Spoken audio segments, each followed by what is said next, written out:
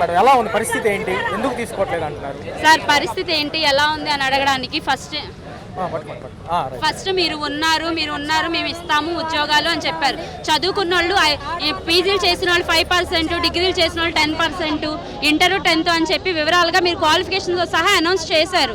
మరి అప్పుడు ఉన్న మనుషులు ఇప్పుడు ఏమైపోయారు? పేరే పెట్టలేదన్నారు. పేరు లేని వాళ్ళకి వర్క్లు ఎలా చెప్పారు? వరదల్లో ఎలా యూజ్ చేశారు? ఇప్పుడు మాకు ఉద్యోగాలు ఉన్నాయి, చదువుకుంటున్నాం అని చెప్పి మేము చదువుకున్న వాళ్ళమే, చదువుకోలేదు మేము అనట్లేదు. కానీ మాకు కొన్ని పరిస్థితులు ఆడవాళ్ళం బయటకు వెళ్ళలేము, వెళ్తే టైంకి వచ్చి పిల్లల్ని ఇంట్లో వాళ్ళని చూసుకోలేము మేము. అందుకని మా దగ్గరలో ఉన్న ఈ ఉద్యోగం మాకు ఏదో రకంగా ఆదుకుంటుందని మేము చేస్తూ వచ్చాము. కానీ 5 నెలల నుంచి మాకు వర్కులు చెప్తున్నారు కానీ శాలరీస్ అయ్యట్లేదు. 3 నెలల బిల్స్ కూడా పెట్టారు కానీ అప్రూవల్ చేయలేదు. ఇప్పుడేమో అసలు మీరు ఈ సంవత్సరం కాదు లాస్ట్ ఇయర్ మీరు లేరు, జీవో లేదు, లేని బిడ్డకు మేము పేరు ఎలా పెడతామని గౌరవనీయులైన డోలా వీరాంజనేయులు గారు చెప్పారు. ఆయన ఎలా చెప్పగలరు సార్ లేరు అని చెప్పి? 150,000 మంది నిన్న శనివారం వరకు కూడా ఉన్నట్టు ఆన్లైన్లో చూపిస్తుంది. 700 మంది నిన్న శనివారం కూడా అటెండెన్స్ వేశారు సార్. లేని వాళ్ళు ఎలా అటెండెన్స్ వేస్తారు సార్? మేడం గతంలో మీ సేవలు ఉపయోగించుకున్నారు వరదల్లో, అంతకు ముందు ఏమో 5,000 ఉంటే 10,000 ఇస్తామని చెప్పింది. మరి ఎలా అనిపిస్తుంది? ఇప్పుడు మోసం చేసినట్టే కదా? మోసం చేసినట్టే కదా సార్. ఇప్పుడు 20 లక్షల మందికి ఉద్యోగాలు కల్పిస్తాను నిరుద్యోగులు అన్నారు. మీరు ఇప్పుడు వచ్చి 2,60,000 మందిని నిరుద్యోగులు చేశారు. మీరు ఇచ్చే 20 లక్షలు కాదు, ఈ 2,60,000 ఇచ్చి ఓకే గత ప్రభుత్వం జీవో ఇవ్వలేదన్న మీరు ఇవ్వండి. జీవో ఇచ్చి మేము 2,60,000 ఉద్యోగాలు కల్పించాం, వాళ్ళకి ఉద్యోగ పద్ధతి కల్పించామని చెప్పి లాస్ట్ గవర్నమెంట్ చెప్పండి. మీ చేతిలోనే ఉంది కదా, ఇప్పుడు గవర్నమెంట్ మీరే కదా, మీరేగా ఇవ్వాలి. 20 లక్షలు ఇస్తాము 5 సంవత్సరాలు అన్నారు. 20 సంవత్సరాలు 5 లక్షల్లో కాదు, ఇప్పుడున్నది 2,60,000 మందికి ఉద్యోగాలు ఇవ్వండి. ఇచ్చి అప్పుడు చెప్పండి మేము ఇచ్చాము, వీళ్ళకి ఉద్యోగ భద్రత కల్పించాము, మేము అనుకున్న హామీ నెరవేర్చాము అని చెప్పి. అప్పుడు రిమైనింగ్ ప్రజలకు కూడా ఇంకా నమ్మకం కుదిరిద్ది మీకు. మొన్న అసెంబ్లీ సమావేశాల్లో కూడా పవన్ కళ్యాణ్ గారు కానివ్వండి, చంద్రబాబు గారు ఏం మాట్లాడాలి దీనిపైన ఏమంటారు? వాళ్ళు ఆల్రెడీ మాజీ మంత్రులు జీవో ఉందంటున్నారు. జీవో ఉంది సార్, జీవో లేకుండా మే వరకు శాలరీస్ ఎలా పడతాయి సార్? ఏ ఎంప్లాయీ వాళ్ళ రిస్క్ తీసుకొని మా మీద జాలితో మే వరకు జీతాలు వేయరు కదా సార్.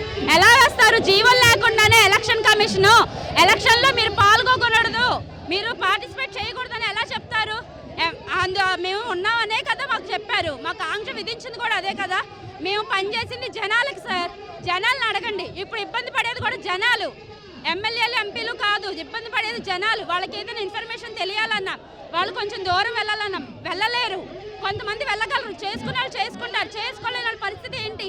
వాళ్ళకి హెల్ప్ చేసింది మేము కాబట్టి మమ్మల్ని వచ్చి అడుగుతారు.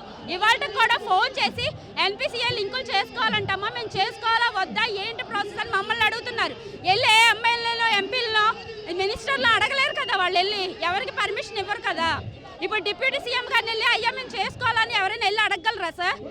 మీ ప్రజా కార్యకర్తలు తప్ప ఇంకెవరైనా వెళ్ళి అడగగలరా? కానీ జనాలు వచ్చి మమ్మల్ని అడుగుతారు. మమ్మల్ని పార్టీ పరంగా కదా చూసింది వాళ్ళు, వాళ్ళ ఇళ్లలో మనుషుల్లా చూసి వాళ్ళకి హెల్ప్ చేసే వాళ్ళ చూసే చేశారు. ఇప్పుడు మాకు మా ఉద్యోగాలు కావాలి. మీరే అన్నారు కదా ఉద్యోగ పద్ధతి కల్పిస్తామని. మే వరకు జీవోలు లేకుండా శాలరీస్ ఎలా పడినాయి? నిన్న శనివారం వరకు అటెండెన్స్లో వాలంటీర్స్ అని కాలం ఎలా ఉంది, అందులో వాలంటీర్స్ లాగిన్స్ CFM IDCలు ఇవన్నీ ఎలా ఉన్నాయి? పేరు లేనప్పుడు అవన్నీ ఉండవు కదా, పేరుంటేనేగా ఉండేది. మరి ఇప్పుడు చెప్పండి సార్, మీరే మాకు న్యాయం మీరు చేయాల్సిందే. ఇప్పుడు చాలా మంది అందరూ ఉన్నది ఆడవాళ్ళే, చదువుకున్న వాళ్ళే ఉన్నారు, కానీ బయటికి వెళ్ళి చేసుకోలేని పరిస్థితుల్లో దాన్ని నమ్ముకొని పిల్లల్ని చూసుకుంటూ ఇంట్లో పెద్దవాళ్ళని చూసుకుంటూ వాళ్ళని మాకు వీలైనప్పుడు జనాలకు సహకారం చేస్తూ ఉన్నాం సార్. మాకు ఉద్యోగాలు బయటికి వెళ్తే ఇస్తారు, వెళ్తే టైమింగ్స్ ఉంటాయి, ఆ టైమింగ్స్ ఎంతైనా వస్తాయి. నేను MSc చేశాను సార్, నేను PG చదువుకున్నా, కానీ నేను బయటికి వెళ్ళి చేసుకోలేను. మా మదర్ క్యాన్సర్ వల్ల నేను ఇంట్లో ఉండే వాళ్ళకి చేసుకుంటూ నా చిన్న బిడ్డ నెల బిడ్డకి నేను చేసుకుంటూ నేను ఇంట్లో ఉండి 5,000తో నేను చేసుకొని వచ్చాను. ఇప్పుడు బయటికి వెళ్ళలేము. మా ఉద్యోగ పద్ధతి మాకు కల్పించే వరకు మేమైతే వదలం సార్, మాకు కల్పించాల్సిందే. ఇప్పుడు 5 నెలల నుంచి మేము 5 సంవత్సరాలు ఉన్నాం, మా ఏజ్ కూడా అయిపోయింది. ఇప్పుడు బయటికి వెళ్ళి ఉద్యోగాలు చెయ్యాలి ప్రైవేట్లో అంటే 30 ఏళ్ళ లోపు లేదా 25 ఏళ్ళ లోపు. ఇప్పుడు గడిచిపోయిన కాలం మేము తీసుకురాలేం కదా.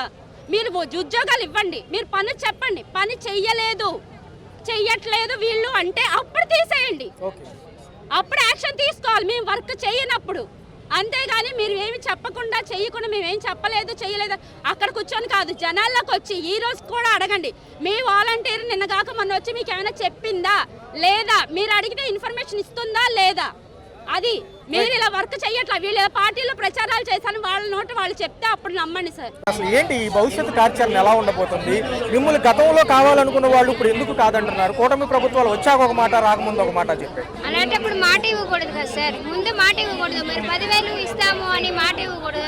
వాళ్ళు నమ్మి కొంతమంది ఓటేశారు. దానివల్ల ఏంటంటే ఇప్పుడు మేము చేసిన సేవ ఇప్పుడు కనబడట్లేదా మీకు? అప్పట్లో మేము 4.5 సంవత్సరాల వరకు వర్క్ చేసాము. పార్టీ తరఫున అయితే మేము చేయలేదు. మామూలుగా ప్రజల సేవ అయితే చేసాము. ఇప్పుడు ప్రజల్లోకి వెళ్ళి అడగండి, ఎవరు సేవ చేశారు? సచివాలయం వాళ్ళు చేస్తున్నారా, వాలంటీర్లు చేస్తున్నారు? వాలంటీర్లు ఇస్తే సచివాలయం వాళ్ళు వర్క్ చేసేవాళ్ళు. ప్రతి వాళ్ళు అందరు జనాలు వెళ్ళి అడగండి వాలంటీర్లు ఎలా చేశారా అనేది. ఇప్పుడు నిన్నటి వరకు మేము వర్క్ చేసాము. వాళ్ళకి ఏమీ తెలియదు, మొత్తం డేటా అంతా మా దగ్గర ఉంది. ప్రతి వాళ్ళు మాకు ఫోన్ చేసి మీ ఎక్కడ, మా హౌస్ నెంబర్ ఏంటి, డోర్ నెంబర్ ఏంటి అని చెప్పడమే. చెప్పి మా మమ్మల్ని కూడా తీసుకెళ్ళి నేను మొన్నటి వరకు వాళ్ళతో వెళ్ళి నేను చేసా వరకు. ముసలివాళ్ళు, ముక్కువాళ్ళు వీళ్ళందరూ కూడా చూసుకుంటే అమ్మాలు కూడా మీ యొక్క సేవల కోసం వేచి ఉన్నారు. 1వ తారీఖుల్లో పెన్షన్ వచ్చిందనే నమ్మకం మీ మీదే పెట్టుకున్నారు. అవును సార్, మేము 222 సచివాలయం ఓల్డారారుపేట మేము 5:30కి వెళ్ళి మేము ప్రతి ఇంటికి వెళ్ళి ప్రతి డోర్ కొట్టి మరీ పెన్షన్ ఇచ్చేవాళ్ళు. ఇప్పుడైతే ఆ టైంకి అయితే రావట్లా. మీరు ఉండేటప్పుడే బాగుందమ్మా అని చెప్తున్నారు. పవన్ కళ్యాణ్ గారు ఎంతో హాస్యాస్పదంగా సర్పంచుల సభలో మీరు లేరమ్మా, మేము ఏం చేయలేకపోయామంటున్నారు. మరి స్కిల్ డెవలప్మెంట్ ఇస్తామంది వీళ్ళే, మీకున్న సర్టిఫికేట్ల ప్రకారం వేరే శాఖల్లో నియమిస్తామంది వీళ్ళే. మరి ఇప్పుడు ఏమైపోయారు వీళ్ళంతా? ఏమో సరే, అలాంటప్పుడు లేనప్పుడు ముందు ఎందుకు సార్ చెప్పాలి? 10,000 ఇస్తాము. ఈ సేవ అనేది తెలియదా వాళ్ళకి? 4.5 సంవత్సరాల నుంచి చేసాము. పార్టీ తరఫున అయితే మేము చేయలేదు. గవర్నమెంట్ ఏ రకంగా వాళ్ళు ఇచ్చినవి మేము చేసాము. ప్రతి వాళ్ళకి కరోనా టైంలో అయితే ప్రతి ఒక్క వ్యక్తి కూడా బయటకు రాలేదు. మేము ఇచ్చాము అన్ని. మాకు కరోనా వచ్చిన భయం లేదు. మా ఇంట్లో తిట్టినా, మొగుళ్ళు తిట్టినా, భర్తలు తిట్టినా, పిల్లలు వదిలేసి మరీ కరోనా టైంలో చేసాము. వాళ్ళకి సేవ అనేది తెలియట్లేదా? వాలంటీర్ సేవ తెలియట్లేదా ఏంటి? మొన్న ఫ్లోర్స్ టైంలో అయితే వాటర్ ఇక్కడ వరకు వస్తే మేము వెళ్ళి ప్రతి వాళ్ళకి ఇంటికి ఇచ్చి ఫుడ్ ఇచ్చాము, బిస్కెట్స్ ఇచ్చాము, అన్నీ ఇచ్చాము. 7:30 కల్లా వాళ్ళు అడ్మిన్స్ కానీ వాళ్ళు కాల్ చేసి రావాలమ్మా మీరు. అలాంటప్పుడు లేనప్పుడు ఎందుకు కాల్ చేశారు సార్? ఎందుకు కాల్ చేశారు సార్? భవిష్యత్తు కార్యాచరణ ఎలా ఉండబోతుంది? ఈ రోజు కలెక్టరేట్ ఆఫీసులో ఇవ్వబోయే అర్జీలు ఎలా ఉండబోతున్నాయి సార్? ఇప్పుడైతే ఇచ్చాము, ఇది ఇంకా కొనసాగుతూనే ఉంటుంది సార్. రైట్, ఇందాక ఇచ్చారు మరి, నాకే ఇచ్చారు. మేము గతంలో 5 సంవత్సరాలు పనిచేసాము. కరోనా టైంలో కూడా మమ్మల్ని వాడుకున్నారు. దానికి మరి మేము మొత్తానికి జనాలందరికీ ఇళ్ళకి తీసుకెళ్ళి మరీ ఇచ్చాము. వాళ్ళని బయటికి రానివ్వకపోతే వాళ్ళు తినడానికి ఫుడ్ అదంతా కూడా మేమే అందించాము. వ్యాన్లు తీసుకుని పిల్లల్ని, ఇంట్లో తల్లిదండ్రుల్ని అందరినీ వదిలేసేసి కేవలం ప్రజల కోసమే మేము అంత కష్టపడ్డాము. కేవలం ఈ వాలంటీర్ వ్యవస్థ గురించి మేము అంత కష్టపడ్డాము. నిన్నగాక మొన్న వచ్చిన వరదల్లో కూడా మాది పాతరాజేశ్వరపేట. మేము మొత్తం 5 అడుగులు, దాదాపు 7 అడుగులు వాటర్ వచ్చేసి ఆ వాటర్లో నుంచి కూడా కేవలం వాలంటీర్స్ అందరూ కూడా డ్యూటీకి అటెండ్ అవ్వాలి, అటెండ్ అయిన వాళ్ళకి మాత్రమే ఉద్యోగాలు ఉన్నాయి అని మాకు చెప్పారు.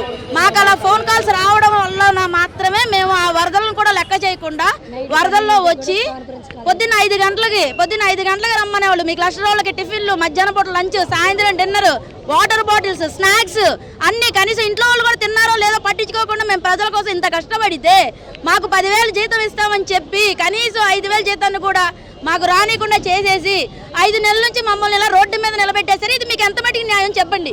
5 నెలల జీతం అంటే మామూలు విషయం కాదు. అందులోనూ 5,000 జీతానికి మీరు ఎంత సేవ చేశారు? 4 ఏళ్ళు పైచీలకు చేశారు. రెండోది 10,000 ఇస్తామని చెప్పింది వీళ్ళు, మీరు అడగలేదు. ఎలా అనిపిస్తుంది మరి? ఇప్పుడు వీళ్ళు మోసం చేసినట్టే కదా ప్రభుత్వం? మమ్మల్ని ఇప్పుడు మోసం చేసినట్టే. వరదల్లో మేము పడిన కష్టం, కరోనాలో పడిన కష్టం, ప్రతి ఒక్కరు కూడా చంటి పిల్లల తల్లులు కూడా ఉన్నారు ఇక్కడ. వాళ్ళని కూడా పిల్లల్ని వేసుకుని వచ్చి సేవలు అందించారు ప్రజల కోసం.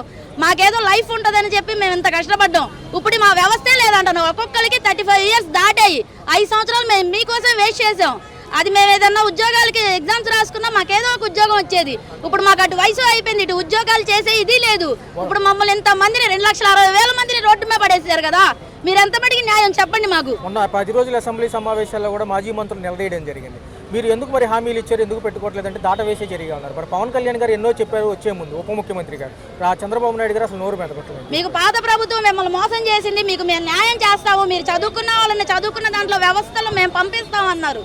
కనీసం మంచాల మీద ఉన్న వాళ్ళకు కూడా మేము వెళ్ళి పెన్షన్లు అందించాం. పొద్దున్న 4 నుంచి మొదలు పెట్టేవాళ్ళం. వాళ్ళ తంబులు పడవనేసి ఒక్కొక్కరి దగ్గర గంట, అరగంట ఉండిపోయేవాళ్ళం. మేము అన్ని సేవలు చేసి ఇంట్లో వాళ్ళని కూడా పట్టించుకోలేదండి. లేదండి మా బాధ అదే. చంటి పిల్లలను కూడా వదిలేసేసి మేము పరిగెట్టాం, ముసలోళ్ళని కూడా వదిలేసారే. మనం పెన్షన్ ఇస్తే వాళ్ళు ఇంటద్దులు కట్టుకుంటారు, వాళ్ళు ఒక పూట అన్నం తింటారని చెప్పి రేషన్ కానీ పెన్షన్ కానీ మేము ఎలాగ ఇళ్ళకెళ్ళి అందించాం మాకు మాత్రమే తెలుసు. ఈ పడిన బాధ వరదల్లో కానీ కరోనాలో కానీ పెన్షన్స్ ఇచ్చేటప్పుడు కానీ మేము వాలంటీర్స్ పడిన బాధ కేవలం ఒక వాలంటీర్కి మాత్రమే తెలుస్తుంది ఆ బాధ. 2,60,000 మంది మేము కుక్కలు కష్టపడినట్టు కష్టపడ్డాం. మాకే విధంగా న్యాయం చేశారు? జీతం పెంచుతామని చెప్పి ప్రభుత్వం మారిన తర్వాత మా గురించి మాట్లాడట్లేదు. మమ్మల్ని వ్యవస్థే కాదంటారు. వ్యవస్థే కాదని మీకు ముందు తెలీదా? ముందు మాకు హామీ ఎందుకు ఇచ్చారు? అప్పుడు లేనిది ఇప్పుడు ఎలా వచ్చింది? మాకు న్యాయం కావాలండి. మాకు న్యాయం జరిగేందుకు మేము ఇలాగే పోరాడుతూనే ఉంటాం. భవిష్యత్తు కార్యాచరణ ఎలా ఉండబోతుంది మేడం? సమ్మవైపుగా వెళ్ళబోతున్నారా? ఇంకా మిగతా 2,60,000 వాలంటీర్లు వీళ్ళందరూ రోడ్డు మీద ఉన్నారు ఇప్పుడు ప్రెసెంట్. వీళ్ళకి ఏదైనా వేరే జాబ్కి వెళ్ళాలన్నా ఎక్స్పీరియన్స్ అడుగుతారు, సర్టిఫికేట్స్ అడుగుతారు. మరి ఎలా చూడాలంటారు ఈ అంశం? మాకు వేరే చాయిస్ ఏం లేదు. మేము వేరే జాబులకు వెళ్ళడానికి కానీ ఎగ్జామ్స్ రాయడానికి కానీ మాకేమీ లేదు. ఇప్పుడు మాకున్నదల్లా ఇది ఒకటే ఉద్యోగం. మాకు న్యాయం కల్పించండి. మేము ఇంత కష్టపడినందుకు మాకు ఏదో న్యాయం చేయాలంతే. ఏమంటున్నారు? గత ప్రభుత్వాలు మిమ్మల్ని ఉపయోగించుకున్నాయి, గత ప్రభుత్వాల్లో జీవో ఉన్నప్పటికీ లేదంటున్నారు. ముందేమో 10,000 ఇస్తామన్నారు కుటుంబ ప్రభుత్వాలు రాకముందు ఎలక్షన్ ప్రచారం. ఇప్పుడు ఏమంటున్నారు అసలు? మేము అడగకుండానే మీరు మాకు హామీ ఇచ్చారు కదా సార్, మరి ఎందుకు ఇప్పుడు వెనక్కి వెళ్ళారు? మాకు ఇచ్చిన హామీని మీరు నిలబెట్టుకోండి. మేము కోరుకునేది కూడా అదే కదా. మేము మీకేం వర్క్ చేయమంటలేదు, మేము వర్క్ చేస్తాం, మాతో పని చేయించుకోండి, మాకు జీతాలు ఇవ్వండి. అసలు మీరు విధుల్లోనే లేరు, జీవోల్లోనే లేరు అని మమ్మల్ని ఈరోజు వీధుల్లో నిలబెట్టారు. ఇలాంటి పరిస్థితి మీరు ఎందుకు తీసుకొచ్చారు? ఇలాంటి స్థితి రాదు అని మీరు మాకు ఎలక్షన్స్ ముందు హామీ ఇచ్చారు. మీ హామీని మీరు నిలబెట్టుకోమని మేము ఈ అందరి ముందు మేము అడుగుతున్నాం సార్. ఇది మా విజ్ఞప్తి మాత్రమే. మీరు మమ్మల్ని పట్టించుకోండి. ఎవరో మాటలు విని వీళ్ళు ఈ పనికిరారు, ఈ వ్యవస్థకి అసలు అనవసరం అని మీరు ఎలా ఒక డెసిషన్కి వచ్చేసారో అర్థం కావట్లేదు సార్. మమ్మల్ని తీసుకోండి. మీకు మేము ఏ వర్క్ చేయలేదు, ఎక్కడ మేము మీకు ఆటంకంగా ఉన్నామో మాకు తెలియట్లేదు, కానీ మీరు మా పక్షాన్ని మాత్రం ఒక్కసారి ఆలోచించి మాకు మాత్రం మీరు ఇచ్చిన మాటను నిలబెట్టుకోండి. ఎలక్షన్స్ ముందు మేమందరం ఆడబిడ్డలమే కదా, మీ ఇంటి ఆడబిడ్డలమే కదా. తండ్రిలా మీరు ఒక మంచి హోదాలో ఉన్నారు. మాకు మంచి చెడు అన్నీ మీకు చేస్తారనే నమ్మకంతోనే మేము మిమ్మల్ని గెలిపించుకున్నాము. మీరు ఇచ్చిన హామీని మాత్రం మీరు నిలబెట్టుకోవాలని కోరుకుంటున్నాను సార్. మేడం, భవిష్యత్తు కార్యాచరణ ఎలా ఉండబోతుంది? చూసుకున్నట్లయితే ఇంకా 2,60,000 మంది వాలంటీర్లు ఉన్నారు. వాళ్ళ భవిష్యత్తు ఏమిటంటారు? వీళ్ళు ప్రజలు కనుక ఈ సెక్షన్లో మీరు లేకపోతే ఎక్కడ ఏ పనులు జరగట్లేదు అంటున్నారు ఒక పక్క. గత 5 సంవత్సరాల నుంచి మేము పనిచేసిన 100 కుటుంబాల మధ్యలో పుట్టి పెరిగిన ఆడబిడ్డలం మేము.